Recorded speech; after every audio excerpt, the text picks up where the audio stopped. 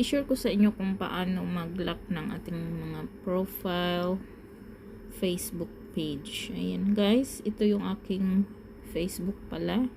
Tapos dito may tatlong dots. Ayan, pindot mo yung tatlong dots, tapos dadalhin tayo dito sa ating ito mo sa lock profile. Ayan, makikita natin dito may nakalagay lock profile, tapos pindot natin. So yan, lock your profile, para yung gusto nyo wala nang maka-stock sa inyo, private talaga, as in pindot nyo lang itong lock your profile. Ayan, so ayan guys, nakalock na siya. Tapos i-okay natin, check mo yung Facebook mo. Ayan, no, nakalock na siya. So yun lang.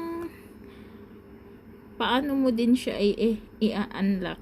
So punta ulit tayo dito sa tatlong dots, tapos press mo yan, tapos ayan, i-press mo ito, tapos press unlock your profile. Oh, diba naka-unlock na siya. Yun lang. Thank you for watching.